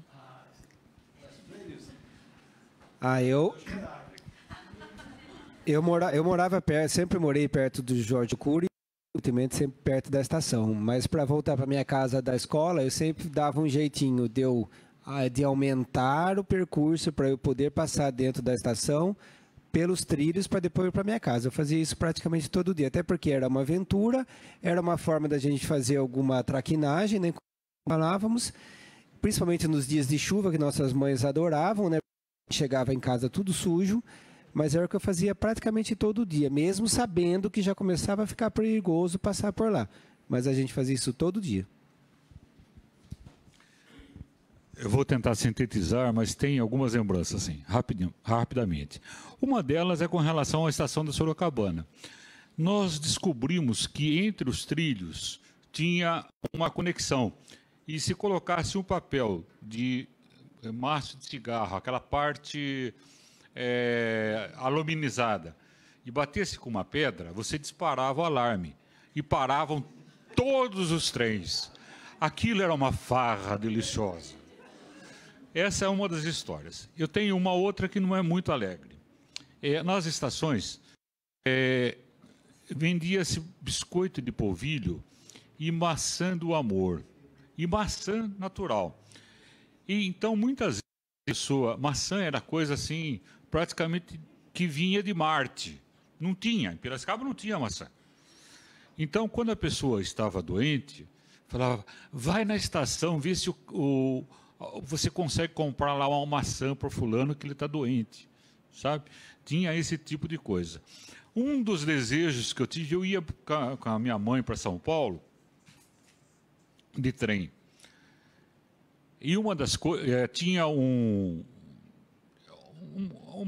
garçom, vamos chamar de garçom, que vendia jornal, revista e vendia sanduíches. Pão Pullman era mais ou menos como alguém sonhar assim com a 10ª galáxia. Não tinha, sabe? Era uma coisa totalmente... A gente não tinha em Piracicaba. Vinha aquele pão poma com queijo e com uma fatia de presunto. Só que o custo disso ia um guaranazinho, né? Geralmente ele servia um quartinho, que não existe mais isso hoje. A gente olhava aquilo e eu sentia escorrer a saliva. Só que aquilo custava muito caro para a gente. Nós não tínhamos condições de comprar aquilo. Então, isso me marcou bastante. Eu não sou traumatizado com isso, não. Mas que deixou saudade, deixou. Né? Não pode, né? Porque senão é uma boa solução, mas... A minha é só complementar, né? Eu não queria contar a fala inteira de pegar a rabeta do trem, mas agora, já que você me provocou, eu vou contar. Então, a gente pegava a rabeta do trem, e para descer do trem é um sufoco. Onde é o varejão da Paulista, ali na Doutor Paulo, na verdade, a linha do trem ela passava mais ou menos na altura do telhado do varejão ali. Não era no nível que está hoje. Então, a prefeitura, quando construiu o varejão, ela tirou a terra e fez no nível da avenida. E quando eu chegava ali naquela rua, do lado do varejão, que é a São João, prolongamento, naquele ponto ali, era um depósito de areia da prefeitura. Então, tinha altas montanhas de areia. E a gente pulava do trem na montanha de areia. Agora, e quando não tinha a tal da montanha de areia? A gente só sabia da areia quando chegava lá, não. Rapaz, era um sufoco danado. E quando chegava sujo de areia, a varinha de marmelo em casa cantava, né? Porque o que eu fui fazer, como é que chegava sujo de areia? Porque eu peguei a rabeta de trem, minha mãe já sabia. E a outra afetiva, e essa me emociona muito até hoje, que quando nós tivemos o centenário da migração japonesa, foi feito um documentário com a história dos principais nomes, né, as lideranças japonesas, e uma delas foi meu pai. Meu pai foi presidente do Clube Nippon por 11 anos, ele tem uma história marcante dentro da cultura japonesa, e o último documentário, a última participação dele em alguma coisa de história da colônia japonesa foi esse documentário que ele fez questão de gravar na estação. Ele pediu, porque para ele era muito orgulho para ele a presença minha no poder público, que ele sempre quis ser político, ele tentou ser foi candidato, não foi eleito, e o passo de ter entrado na vida pública como vereador foi a Estação da Paulista, que foi meu primeiro cargo público. E aí ele fez questão de gravar lá, inclusive chama Cancha. Esse documentário também tem no YouTube à disposição para quem quiser assistir. E ele fez questão, não, quero gravar na estação. Depois que o pessoal me falou que ele pediu para gravar lá, e ficou muito bacana. Então, essas duas memórias. E aí me remeteu àquelas pessoas que sentavam ali, ficavam esperando, sonhando, né, de quando eu fui diretor, que aquelas pessoas conversei. Só que foi ao contrário, foi meu pai me esperando, meu pai me reconhecendo o meu trabalho. Acho que essa é uma das grandes memórias que eu tenho na Estação da Paulista. E é por isso que o meu amor pela estação aumentou muito. Porque como eu tinha memórias da infância, que daí, por conta disso que nós trabalhamos muito por seu restauro, foi também depois disso que daí agora a estação é o meu xodó. Antes, Nassif, queria aqui agradecer a presença da nossa diretora Silvia Moraes, a vereadora. Olá. Também, que é a nossa diretora. Obrigado, Silvia, pela presença. Na verdade, nem precisa ir lá, não, ficar aqui mesmo. Eu fiz questão de dar uma passadinha para ver como estava. E está linda a sala, jovens, né? Está bacana. Num momento tão importante, né? Num tema tão importante, que é essa preservação da nossa história, né? Da Estação da Paulista. Então, queria agradecer a todos aqui. Eu não consegui estar, Pedro, o professor Nassif e Edilson, e porque conflitou umas agendas, mas eu fiz questão de dar uma passadinha e depois eu assisto aí no YouTube e tenho certeza que está indo super bem e que todos estão aproveitando. E cada história bonita, né? Cada história legal da Estação da Paulista aí. Obrigada pela presença de todos. Marilda, Está aqui também nossa amiga Marilda, Renata. Que bacana. Bom, ver essa sala cheia e principalmente de jovens. Venham sempre, sempre são muito bem-vindos. Tem várias palestras, encontros bem bacanas. Então, são sempre muito bem-vindos. Obrigada, obrigada, professor. Obrigada, Edilson. Obrigada, Silvia. Acho que quem levantou a mão, alguém pediu. O microfone aqui para ele, por favor. Para ela, desculpa. Vocês três falaram muito de mudança e eu gostaria de saber um pouquinho sobre quais foram as mudanças mais positivas e negativas para vocês três. Com relação à estação? Isso. Mudança positiva, eu acho que foi a questão do seu restauro, né? Para mim, Pedro, para a minha geração. Acho que quando a gente falou que em 95 eu tinha 14 anos que ela parou, transporte de passageiros, parou tudo, 95, tinha 14 anos, estava na minha adolescência. Né? E eu vivi isso, eu andava de trem, eu cortava o trilho do trem para poder ir embora, quando não tinha o trem para pegar a rabeta, a gente já andava pelos trilhos, um medão danado de passar por cima da de cair lá embaixo. Enfim, era uma emoção da gente, era a nossa adrenalina da adolescência. Então, restaurar aquilo ali era um ponto de honra para nós, principalmente para nossa geração, porque a gente precisava daquilo lá vivo, a gente tinha vivo. É a mesma coisa vocês, por exemplo, ter uma área de lazer no bairro de vocês e, de repente, para tudo, se destrói, se arrebenta, você não consegue mais usar, aquilo é mal frequentado, traz insegurança. E para nós, essa área de lazer era a Estação da Paulista. E tem detalhe, né? A gente estava falando de traquinagem, Edilson falando de traquinagem, não era que você podia entrar a qualquer hora na estação, você tinha que passar, né?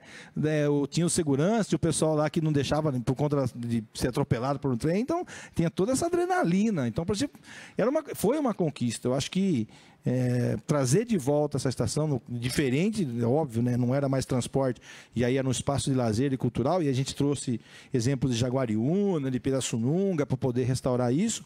Então, eu acho que essa foi a adrenalina da conquista, de retomar. O ponto negativo foi quando ela parou. Né? Quando ela parou e você começa a perceber que aquilo começa a ser esquecido, e eu tenho certeza, pelo menos para mim, que dos motivos de eu estar aqui hoje exercendo o cargo de vereador foi ele ter visto o descaso do poder público com um espaço tão importante para mim e para tantas pessoas, que era a estação. E até então você não entende se aquilo foi econômico, se foi porque... A gente entendia que era uma decisão política. A gente não pode ver um negócio desse abandonado. Um monstro daquele lá, 3 prédios, né? Onde hoje é o espaço José Nassif, que inclusive é pai do Nassif, que é a estação idoso, aquilo lá estava caindo. Né? Não tinha telhado, não tinha mais aquelas paredes laterais, e você via aquilo se deteriorando, e era uma parte se sentir. Então, era muito triste isso. Então, o ponto negativo foi de você ver alguma coisa se deteriorando e não poder fazer nada. Aí, quando tive uma certa idade, a gente conseguiu fazer. 20 anos depois, a gente conseguiu fazer. Vou começar pelo positivo. O positivo realmente é a reconstrução da história, a preservação da história. Quando eles, em 2006, resolveram transformar aquilo em centro cultural. E o negativo na mesma onda, você terminar com um transporte que poderia estar funcionando até hoje. Da mesma forma que nós falamos, economicamente não daria para transportar as pessoas? Não. Mas, de repente, se tivesse feito um trabalho, você poderia estar transportando pessoas hoje, porque o transporte de trens teria sido preparado para... lógico, hoje, quando eu sei que a gente falou isso ainda hoje, quando você fala que não dá mais para transportar as pessoas, porque é óbvio, você parou tudo total, e agora para você trazer é muito mais difícil. Se tivesse sido preservado esse transporte, nós teríamos, assim como os países da Europa, a gente poderia estar fazendo viagem pelo país inteiro, não tudo através de como a gente faz até hoje. Bom, o aspecto negativo já foi abordado, né? A participação total. Aspectos positivos, eu vou abordar um pouquinho o que o Pedro tocou. Na rua Benjamin Constant, próximo ao Dr. Paulo, tinha o pontilhão que foi retirado. E o grande desafio da nossa meninice era atravessar aquele pontilhão.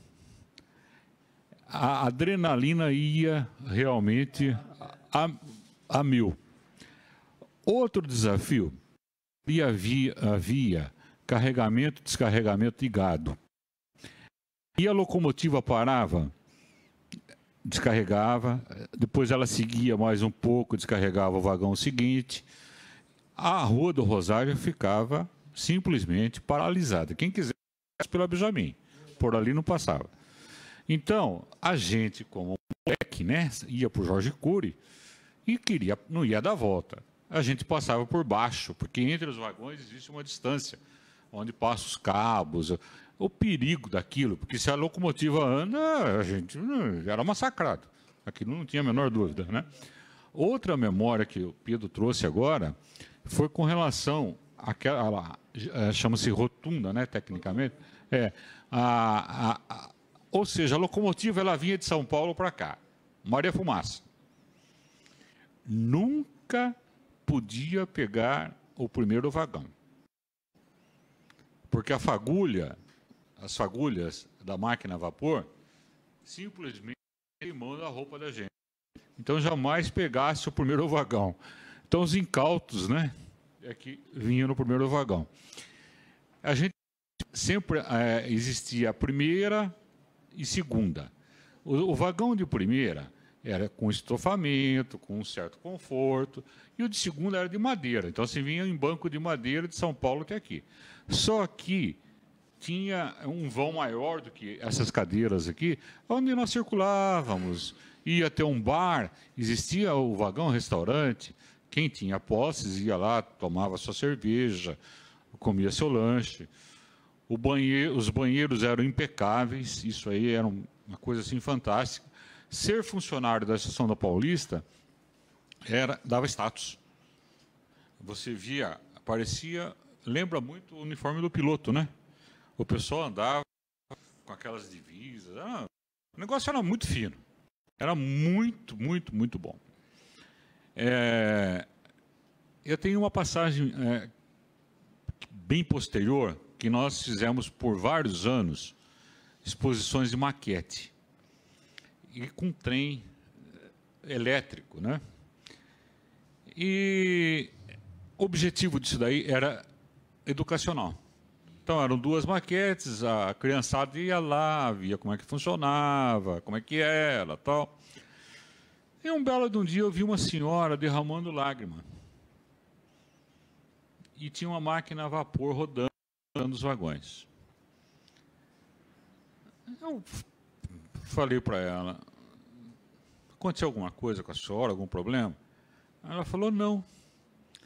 E é que eu estou lembrando, essa máquina está me fazendo lembrar do tempo que o meu noivo ia me buscar com uma máquina muito parecida com essa daí.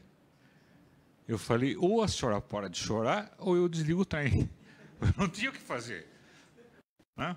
E foi uma coisa assim, extremamente gratificante de poder levar esse tipo de coisa. Então, gente, procurem cultivar a memória do trem. Procure cultivar o espírito que Mauá, estudem um pouquinho, quem não estudou, acredito que muita gente já deve ter estudado, Mauá foi um dos pilares da nossa locomoção no Brasil. E Mauá não morreu pobre, mas tomou uma bela de uma pernada dos ingleses. O Brasil, infelizmente, foi enrolado pelos ingleses e continua sendo até hoje. Existe um artigo, a gente não gosta de difamar ninguém, mas o Brasil paga uma dívida. Quando o Brasil fez independência, quando Dom Pedro fez independência, Portugal falou, tudo bem, vocês querem ser independente? Beleza. Vocês têm duas opções.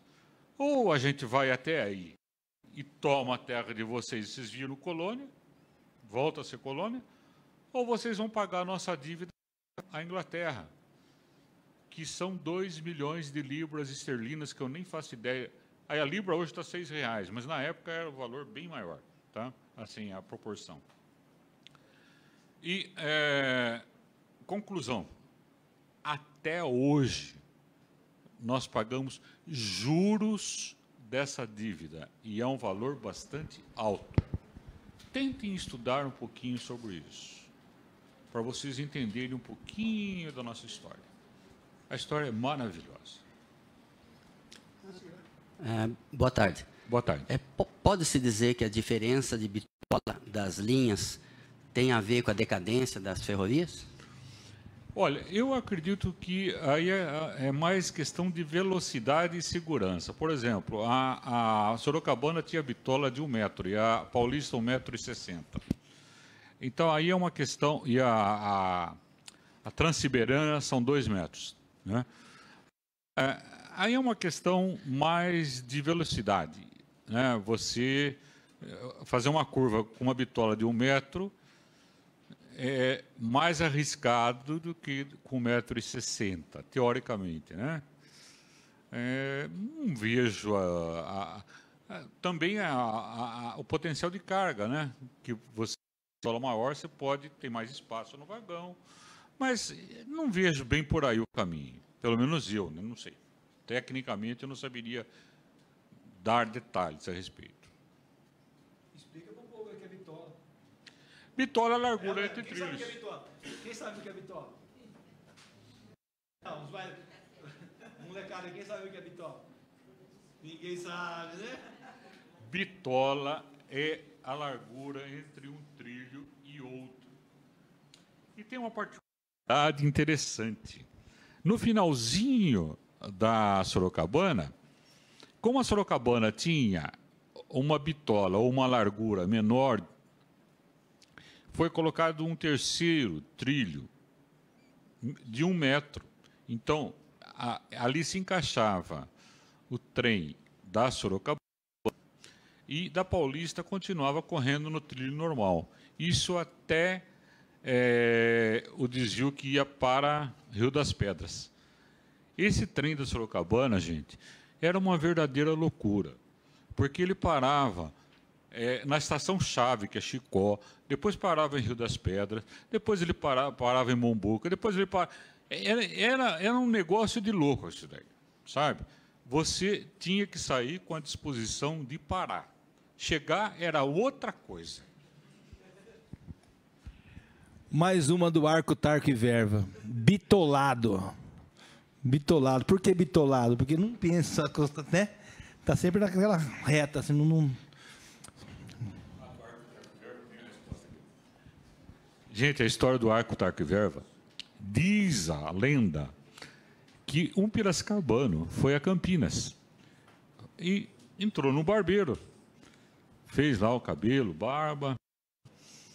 Aí o barbeiro perguntou: vai arco ou vai tarco? Tirando uma do piracicabano.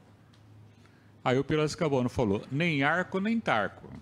Vai verva. Verva é água velva, né? Que era uma água perfumada. E daí que surgiu o livro Arco, Tarco e Verva. Boa tarde. A estação ficou linda após a reforma em 2006. Eu gostaria de saber, foi a única reforma que teve desde o período? E as verbas da reforma, quando vira patrimônio histórico, vêm da onde? Do patrimônio 2006? Na verdade, a grande obra foi em 2006. Ela foram algumas etapas. O recurso ele veio total da prefeitura, né? Uma parte foi da INDAP, da parte de reconstrução de prédios, uma parte da prefeitura de obra, mas o grande montante da época foi toda ela da prefeitura. E foi feito por etapas. O primeiro prédio a ser reconstruído, restaurado, é óbvio que o projeto ele foi todo preparado e estudado do jeito que está lá hoje. Mas ele foi feito por etapas. O primeiro prédio a ser restaurado foi onde hoje é a Estação Idoso, José Nassif. E por que que foi feito isso? Hoje é o Projeto Guri, que é o Centro Musical Maria Dirce, tinha um grupo de terceira idade que usava lá, dividia o espaço com bomba, com rato, com aquela coisa toda. Então eles usavam, foi o primeiro espaço de restaurante. Então, enquanto estava fazendo a pista de caminhada, a ciclovia, já deixou pronto aquele espaço para o pessoal da terceira idade poder usar lá o espaço Zé Nassif. Aí o segundo espaço foi, e aí junto, foi o Antônio Pacheco Ferraz, que é onde é a Gari, e a pista de caminhada e ciclovia, a primeira etapa, que vai até mais ou menos o ponto de táxi ali. Aí depois entregou o Maria Dirce, que é o centro musical, isso coisa de 2, 3 meses de diferença um para outro. Aí, acabando esse, foi entregue o estacionamento, que é onde a Praça Antônio Francisco Pisinato, e por último foi o prolongamento da pista de caminhada até a Benjamin Constant, onde tem um playground grandão colorido lá. Então, essas foram as etapas, mas a obra em si toda foi bancada pela prefeitura. Houve depois, de 2006 para cá, momentos de manutenção, de pequenas reformas, né, necessário com troca de esgoto, a construção do Jardim dos Imigrantes, que é um jardim japonês que tem lá. Ele foi construído para... Porque, na verdade, o Jardim Japonês, existia um projeto da Márcia Pacheco, vereadora aqui, que ela, na época, representava a colônia japonesa, tinha muita ligação com a gente, de construir um jardim japonês na cidade. Só que a gente não tinha espaço, né? Não tinha lugar. Se discutiu na área de lazer do trabalhador, se discutiu no Parque da Rua do Porto, a exato coisa pequena, mas não tinha um espaço grande para fazer, olha, aqui é um jardim japonês. E aí eu tive a ideia, porque toda manhã eu sentava ali onde hoje é o Jardim Japonês, tinha um banco, e toda manhã eu sentava ali para acompanhar as pessoas caminhando, conversar, ver, para saber o que estava precisando, o que eles achavam do parque. E ali foi um dos últimos espaços construídos que foi o Jardim Japonês.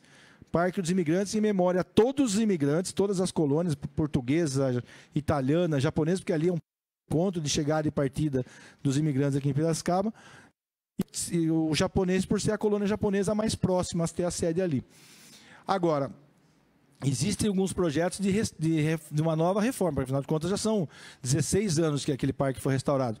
Então, veio uma emenda parlamentar e parece que vai ter uma reforma famosa, que é a troca do telhado, a reforma do telhado e a pintura geral. Mas a grande obra de 2006 para cá foi a única que foi a construção nessas etapas aí.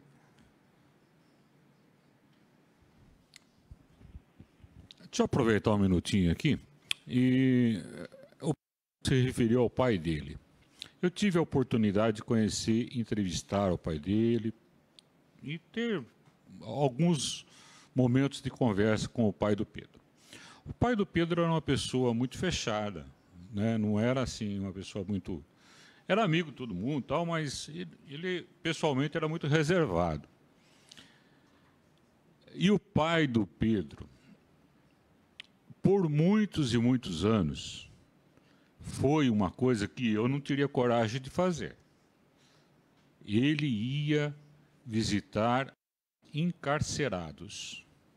Não só visitava, como procurava levar a leitura da Bíblia, independente de religião, de coisa. Ele simplesmente lia a Bíblia, tentava recuperar esse pessoal, mostrar a parte justa e boa da vida. Agora, você em uma cela, junto com com várias pessoas que cometeram um crime, e às vezes até violento, eu acho que é um ato não só de coragem, mas é um ato principalmente de fé. Então, quando o Pedro fala alguma coisa, eu respeito muito o Pedro, porque há um ditado muito antigo que diz o seguinte: os frutos nunca caem distante da árvore que dá esses frutos. Então, se é uma árvore que dá um fruto bom, os frutos vão cair ali perto. Então, quando Pedro se propôs a fazer um trabalho na estação, ele fez por amor. Ele fez com carinho, porque ele poderia ter feito de outra forma, sentar lá, tem um lugar lá gostoso, com ar-condicionado, computador à vontade. Poderia ficar sentado lá 2 anos, 3 anos, ali saía de lá, de boa, tal. Não, eu fui diretor, não sei o quê. Mas não, eu vi o Pedro toda hora, de lá para cá, daqui para lá, ele via, escutava, mudava, enfim. Eu acho que é a pessoa certa, no lugar certo, na hora certa. E tenho certeza de que o Pedro tem muito para nos oferecer, assim como vocês também. Tá? Eu acho que cada um daqui tem que pensar um pouquinho mais do que pensa com relação a estar dentro de uma sociedade atuante. Às vezes você não precisa erguer bandeira, sair correndo, não.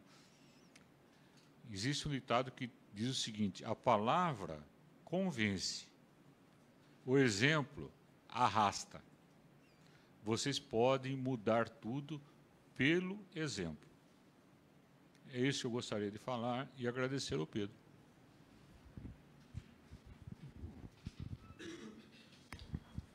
Boa tarde. Se o trem não fosse interrompido e se as portas da estação não fossem fechadas, como estaria Piracicaba? Boa tarde. Eu acho que a modernidade, provavelmente, ela teria mudado a questão do uso da estação. Eu acho que, provavelmente, ele teria caminhado para o trem turístico, como Campinas Jogarinho, por exemplo, acredito eu. E eu acredito que Piracicaba continuaria o seu progresso, a sua valorização econômica, cultural. Eu acho que não vejo grandes mudanças na questão macro de Piracicaba e região. Eu acho que ela teria um outro olhar. Ela não teria passado por todo o abandono, ela não teria passado pelo seu uso inadequado, ela teria mudado o seu uso, a sua finalidade. Né? Porque, como o Edilson falou bem, a questão do transporte de passageiros, o ônibus é mais barato e mais rápido, mais confortável, enfim, poderia modernizar os trens, mas não sei se o trajeto dentro da cidade, eu acho que seria transformado em ponto turístico. Por exemplo, da Paulista até Tupi, seria uma linha turística, ou até Santa Bárbara, enfim, alguma coisa nesse sentido. Mas eu acho que a questão de mudança da sociedade, a mudança da cidade, sofreria algo mais assim significativo, não. Eu também concordo que o fim da Estação da Paulista seria inevitável. Talvez demoraria um pouquinho mais, porque a gente está falando de uma cultura do país. A cultura do país fez com que as linhas férreas terminassem. Quase todas elas extintas, quase todas as estações destruídas. O que teria, como ele falou, concordo plenamente, nós teríamos aproveitado melhor, não teria abandonado, as linhas não teriam sido destruídas, roubadas, e por que não a gente estaria fazendo a mesma coisa mesmo que Jaguariúna faz com Campinas, aproveitando a linha para explorar o turismo, porque nós, Piracicabas, nos orgulhamos em ser uma cidade turística. Teria mais um ponto para que a gente explorasse o turismo, que seria pelo trem. Então, acho que esse foi um grande pecado que a gente cometeu. Boa tarde, eu sou Leandro. Sorocabana, ela descia até São Pedro, é isso? Perdão? A Sorocabana descia até São Pedro? Até São Pedro. Até São Pedro. Aí, no caso, Ártemis ou o Porto João Alfredo tem alguma coisa a ver ou não? Olha, que eu saiba, eles tinham uma parada em Ártemis. Uhum. Pelo menos é a informação que eu tenho. Porque, na realidade, ali havia um porto, né? E esse porto funcionava com carga. Então, há um projeto muito grande que talvez o Pedro tenha mais conhecimento do que eu, né? Na verdade, ela vinha mesmo, era o Porto João Alfredo, né? E ele vinha até, no caso, até ao centro ali. Que daí fazia o transporte, porque o transporte vinha fluvial, do fluvial passava para o ferroviário e vinha para a cidade. Então tinha assim, inclusive é por isso que tem vários moradores ainda hoje em Ártemis que são descendentes de ferroviários, tem uma família que trabalhou. Quando nós fizemos o documentário Alma de Ferro, nós entrevistamos 2 famílias lá que fizeram parte dessa história. De fato tem, ela fazia um intermodal, a gente falaria. Então, no caso, são 3, né? São 3. Tupi, a Paulista... mas no caso, o João Alfredo hoje não existe mais, né? A Porto João Alfredo ela não tem mais a estação. O Tupi tem. ela tem lá o prédio, só que hoje ela é usada como um centro comunitário misturado com velório. Vocês terem uma ideia, o prédio é usado como velório. E tem um detalhe, né? Essa semana, dia 29, que foi aniversário de 100 anos da estação de Tupi e da estação da Paulista, teve o evento lá que a prefeitura organizou, e por coincidência, naquele dia, levantou-se a questão de ser alterado o uso daquele espaço, que é um galpão, mais ou menos desse tamanho aqui, um pouquinho maior, para o centro cultural. A população se mobilizou. Opa, não, aqui é nosso velório. Aqui é nosso velório. Então, espera aí. Vamos mudar a ideia aí, vamos conversar. Sabe como? Porque... E aí a gente volta na conversa, né, da história. Quantas pessoas foram veladas lá, a questão da tristeza, da recordação, e a população... E tem uma senhora lá que cuida, ela tem acho que 80, por volta de 80 anos, ela cuida lá da casa dela. Falou, não, ela foi a primeira, falou, não, peraí. Vocês querem mudar isso aqui? Então, tô a chave, vocês vão se virar, não vou cuidar mais. Aí tem um momento, igual a estação tem, e esse olhar da Sorocabana não teve agora com o uso da Secretaria de Trânsito como sede, mas assim, a Paulista ela teve essa sorte de ter pessoas que, opa, peraí, isso aqui é nosso. Teve lá o bairro da Paulista que adotou a estação, que brigou por seu restauro. Tem os moradores de Tupi que tomaram conta. E a Sorocabana não. O Porto do Alfredo está lá o ponto, mas assim, que só sobraram essas duas como referência hoje.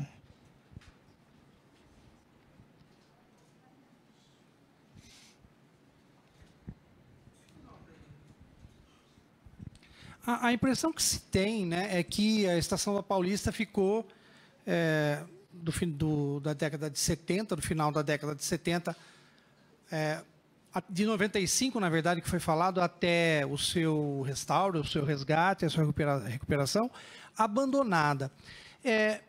Isso não foi também consequência de questões jurídicas, de quem era a Estação da Paulista, se a atribuição era de uma companhia, se era do Estado, se era do município? Esse imbróglio ficou do mesmo jeito, por exemplo, que o Engenho Central, que precisou anos e anos para resolver essa questão jurídica, professor Nassif? Olha, essa pergunta que você faz, ela é bastante complexa. Com relação ao Engenho Central, eu posso adiantar o seguinte. O Engenho Central estava totalmente loteado pela companhia City e logo seria colocado à venda. Aí nós tivemos um secretário, se me permite, eu vou dizer o nome, tá, que eu acho que ele merece, o Aprilante, que o processo.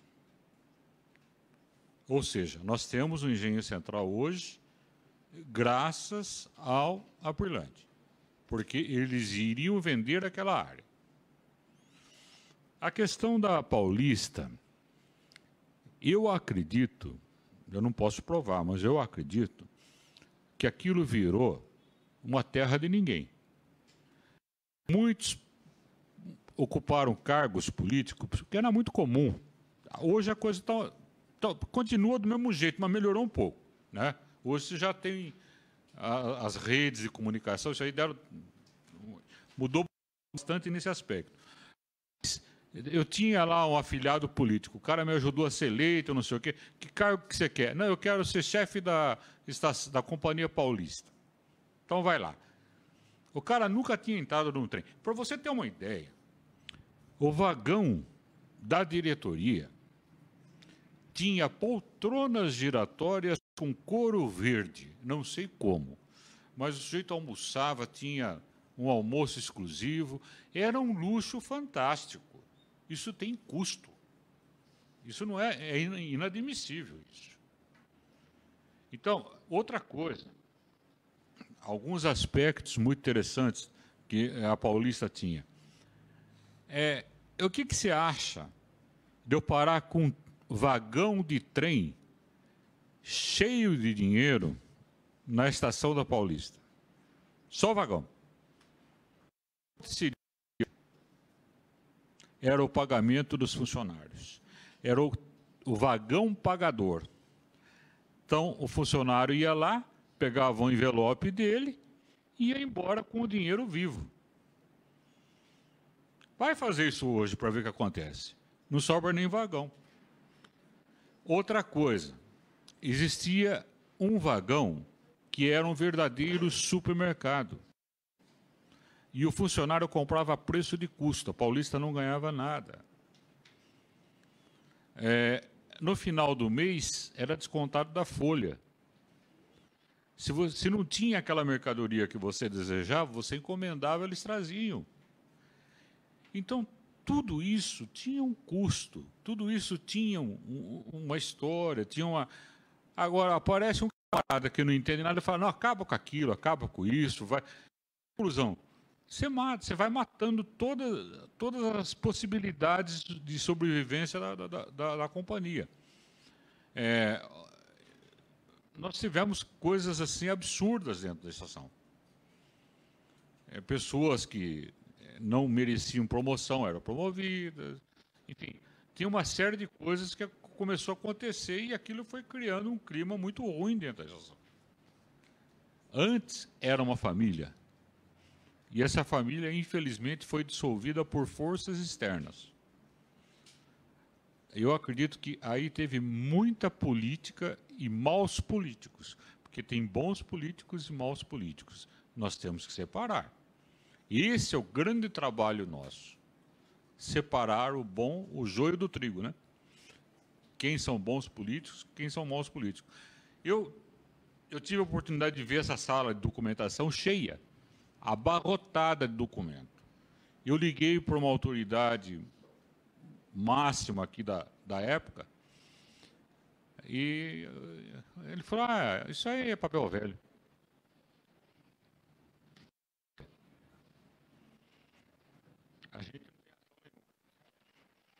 Então, aquilo foi tratado, a estação foi tratada com desprezo. A ideia que se tem é que aquilo ruísse. Eles queriam acabar com a memória, acabar com toda a nossa história. Limpa, acaba com isso. Aí nós vamos, se a gente começar a aprofundar, o negócio vai longe. Na verdade, Marcelo, acho que houve foi um momento da história, né? Porque teve com todos esses descomandos, né? Essa falta de gestão da Companhia Paulista, aí lá veio a falência, foi vendida a sua massa, e aí ficou-se mesmo um imbróglio de quem que era tudo aquilo ali. Mas eu acho que o que é importante lembrar é a coragem política de se tomar aquilo lá para o município, né? E vamos discutir lá na frente. Eu acho que esse faltou, como o Nancy falou, coragem política. Eu acho que tomar aquilo ali, inclusive se falava muito na época que o terreno era da Câmara, que a Câmara tinha cedido.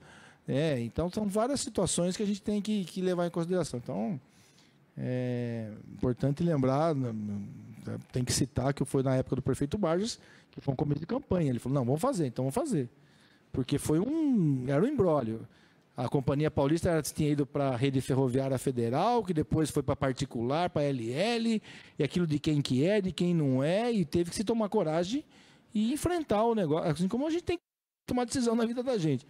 Então foi mais ou menos aí. Então tinha sim essa questão técnica de quem que era aquilo aí, também ajudou nesse abandono do espaço. Da mesma forma que eu não sei muito com relação a de quem é o terreno, mas a gente fala de novo com relação ao respeito histórico. Acho que esse que é o mais importante.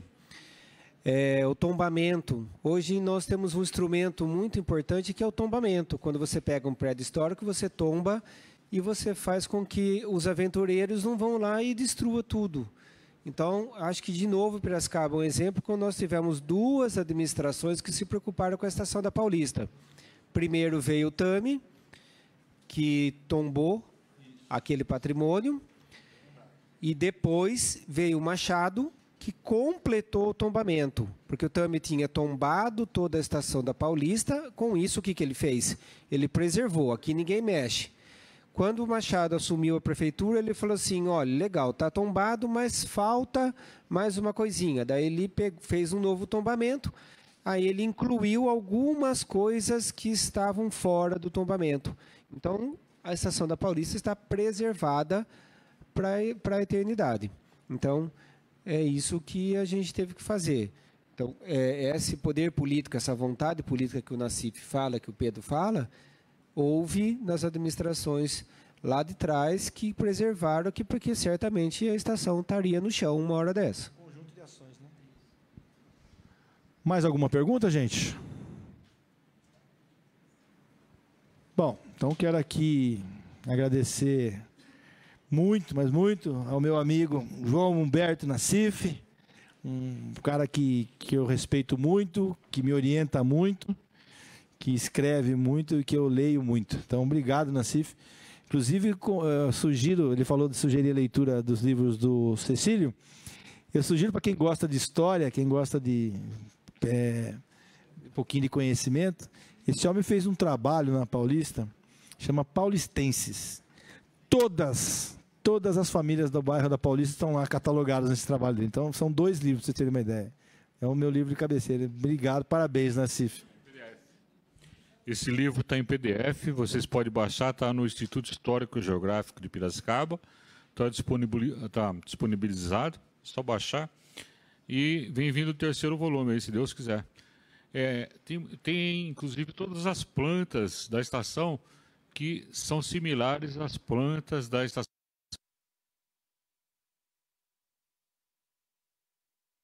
Vários olhos de vocês de levar para Bauru, vocês vão achar que estão em Piracicaba. Não, vocês estão em Bauru. É a mesma coisa. Obrigado, Nassif. Meu outro amigo de longa data, Edilson Rodrigues de Moraes, ele falou que ele era tímido, né? Ele era tímido, ele é até hoje, mas é um grande parceiro, um grande amigo e que escreve muito bem e que já está salvo no meu computador, apesar de eu ainda não me adaptar aos online, né? Mas eu gosto mais do papel do livro. Edilson, obrigado mais uma vez pela presença, pela parceria aí. Eu agradeço a vocês. E só para complementar, que o Nassif falou de HGP, gente, esse é um lugar que vocês, jovens, podem frequentar no ambiente virtual. IHGP, que é o Instituto Histórico e Geográfico de Piracicaba, ihgp.org.br. Lá tem o livro do Nassif, tem o meu livro e tem vários outros que contam particularidades e histórias da nossa cidade. Agradeço a todos vocês pela atenção. Até a próxima oportunidade. Tem também, falando em Instituto Histórico, tem uma moça aqui na sala que também é escritora, tem um livro dela no Instituto Histórico. Marilda, obrigado pela presença. Marilda, uma grande amiga, uma grande liderança da mulher, do negro na cidade. Tem uma história bacana na cidade. Obrigado pela presença, Marilda. Muito, muito importante você aqui com a gente hoje. Quero aqui agradecer em nome da Eliana, professora da ETEC, Fernando Febeliano, a presença de todos vocês.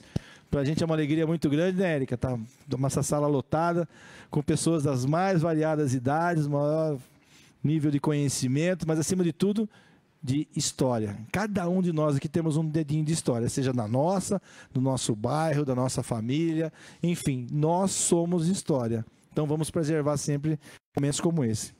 Espero que a gente tenha conseguido passar para vocês um pouquinho da história da estação, um pouquinho da nossa história de vida. Sejam sempre bem-vindos à Escola Legislativa e não vão embora sem preencher esse questionamento aí que a Érica tá lá, falando, fala do relatório, e a gente poder, os certificados vão via e-mail, que vocês já confirmaram, né? Então, muito obrigado, sejam sempre bem-vindos, acompanhem a Escola Legislativa, que para nós é muito importante, essa parceria entre a Escola Legislativa, a sociedade, e momentos como esse a gente preza e gosta muito. Obrigado a todos e até uma próxima oportunidade.